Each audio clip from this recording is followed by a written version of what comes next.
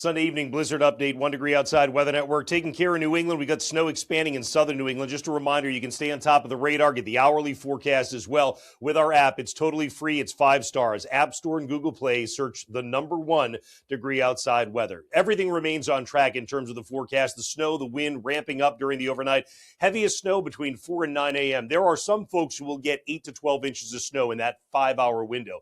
Yeah, that means that you're talking about 3 and 4 inch per hour snow. Thunder snow is a possibility as well. Blizzard conditions will continue through the afternoon because, of course, that can be blowing of snow or heavy falling snow. Either one. All you got to do is reduce the visibility near zero and keep the wind gusts over 35 miles per hour continuously. We should do that all the way through about 3 o'clock, 4 o'clock, depending on where you are in the afternoon. That leads to blowing and drifting. That's part of the reason travel becomes impossible. It's disorienting, but also it blows back in as soon as the crews clear it out. Outages is a concern. We already have weight on the tree limbs. We lost some tree limbs with the storm 2 nights ago because it was that wet, sloppy snow. That hasn't fallen off the tree limbs in spots. Now you're going to add all this new snow and the wind on top of that. That will lead to outages of both power and, in some spots, internet outages as well. So you want to make sure that you've got the cell phone charged, that you've got whatever electronics you're going to want charged up.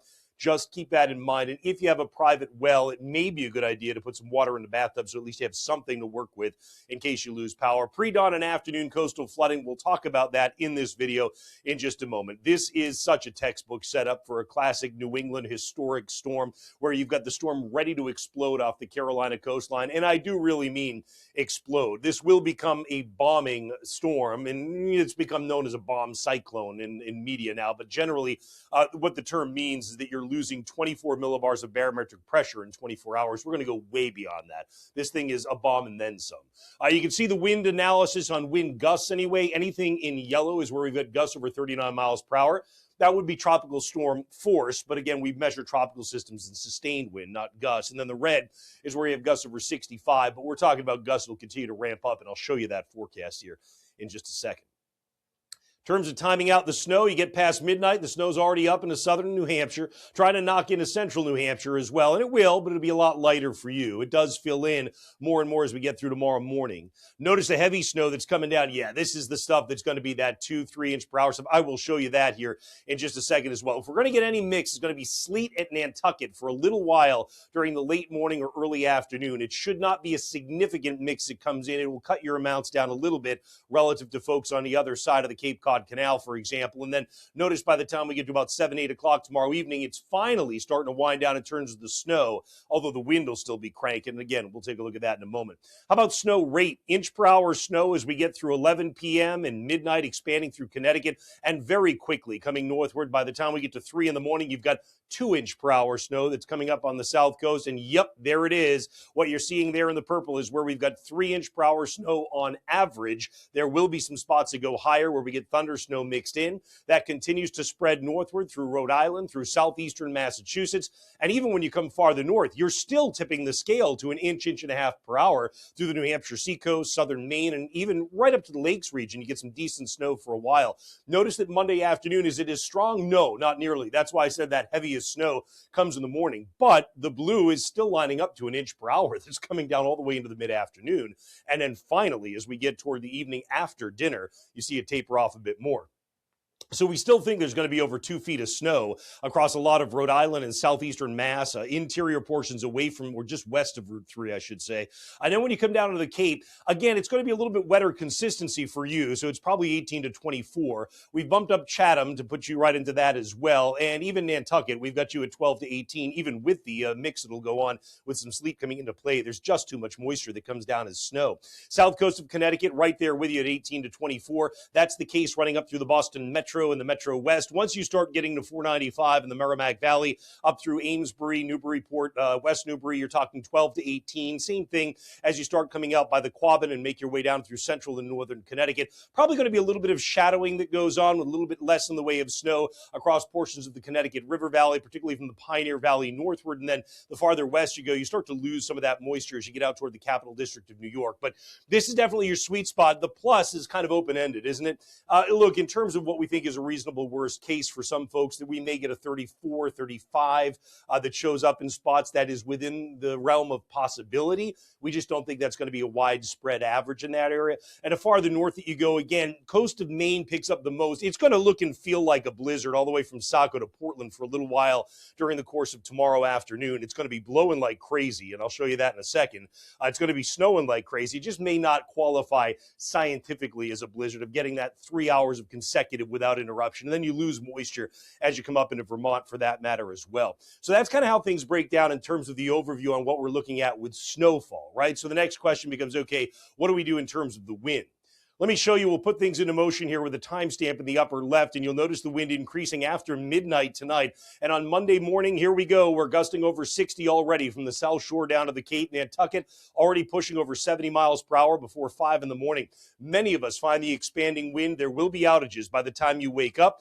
Expect to find those outages expanding as we get through the course of the mid-morning and late morning. Our strongest wind comes during the late morning hours. It'll be out of the north-northeast. Then it starts coming out of the north and eventually out of the north-northwest. But even as the storm center goes by, and there it is out over the ocean, you can see by 4 p.m. you are still gusting over 40 miles per hour for a large swath of New England. So there's a lot of time that those tree limbs and trees go under strain. And that's why I've got numerous outages that are indicated for the area in red, much of southeastern portions of New England near the south coast, and even running up to Cape Ann. Scattered outages for a lot of the rest of us the farther inland you come, and then it becomes more pockets of outages, some of this terrain-driven, the farther north and west that you go. If you can get the wind, it gets funneled in certain spots. When you get out on the ocean, it is remarkable, and I don't just mean on the ocean, I mean if you're right up along the ocean as well. Late morning gusts are going to be on the order of 80, 82 miles per hour when you get from Monomoy Point running out to Pollock Rip, and we think that's going to come all the way down to Great Point. Same thing just east of Nantucket, but even at Sankaty Head, we could still be talking about gusts nearing 80 miles per hour. Maybe not the same when you come around Woods Hole or Cuttyhunk and then farther off to the north and west toward Point Judith. But this obviously stirs up the seas. So during the course of Monday afternoon, the gusts aren't as strong, but the sustained winds are still going 50 to 60 from the outer Cape down in Nantucket. Your seas have built 18 to 20 feet near shore. You get along the eastern coastline of Massachusetts and up through the coast of New Hampshire. The wind gusts as we get to late morning, midday, around 11 a.m. or so. Stellwagen should be gusting 73. We think we'll do the same thing when you get to Boston Harbor buoy. You get closer to shore. Minot's Lake going to be about 71. Gurnet Point probably about 70. We may be able, right at places like Saquesh, to gust all the way to 76 if we hit a reasonable kind of worst case on that. And then the farther north you go, see what I mean about it? It's still going to look and feel like a blizzard along the New Hampshire seacoast, right? Isle of Shoals is still gusting 55, 60. In terms of sustained wind during the afternoon, you're still sustained at about 30 to 50, and you've got waves that are building 21, 22 feet. So this is going to make some 8 to 12-foot breakers along the shoreline. That leads to a moderate chance of beach erosion, but it also leads to the coastal flood concern that we have as well. Couple of areas for that, just so you know. One of them is going to be on the west end of Long Island Sound. This is where near Bridgeport we get moderate coastal flooding that'll be ongoing. One thing to think about, there are bays along Long Island Sound that have a lot of ice in them. And so that ice, as the water comes up, is going to break apart. And that's going to be carried in. Some of the coastal roads, you're going to have to wait for the town crews to come and use the big front end loaders to get the chunks of ice off the road before you're going to actually be able to drive on it. So just something to keep in mind. Are we going to do that in Eastern Mass? Not for most of us, but we are going to go to moderate coastal flooding when you get to both Martha's Vineyard and Nantucket. As a matter of fact, it's squarely in moderate coastal flooding. It's a pretty big deal for you.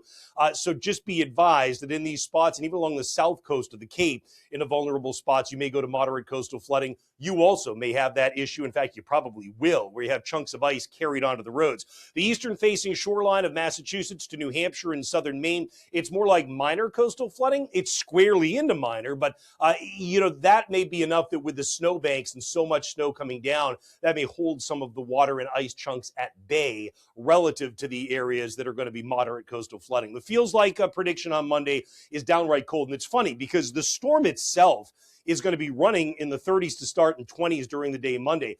But the wind is so strong that it makes a big difference. So if you're going to be doing any work outside, if you're on a crew that's going to have to be clearing things out, be dressed for a wind chill that'll be running in the teens.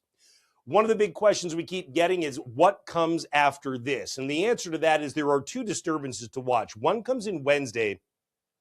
The other one comes in probably somewhere around Thursday night. Here's the Wednesday one. At first blush, say that doesn't look good, right? Well, look, we actually think that the intensity on this won't be all that impressive. And if it does snow, it probably wouldn't be that much in the way of accumulation. It would probably be somewhat wet because it's during the day. We have an October equivalent sun strength now, so that tends to make things a little less impactful on the roadways. And then the next one would be organizing as we get toward, again, probably Thursday night. The only thing that I would also caution on that, and I've learned this over decades of getting it wrong, is that when you look at a situation coming off a major storm like this, you cannot be overconfident on how it's going to go. So I wouldn't worry too much about what's going to be coming up with those systems later this week, because a lot of our guidance and our computer guidance really needs to key in on the fact that this is a major storm that's going to reshape the jet stream configuration. So we got to get a good handle on this, which means basically tomorrow morning you're going to start to get a better feel for just what those are going to be. But right now, not super concerned about Wednesday and not overly concerned about Thursday. We'll see what happens with it. But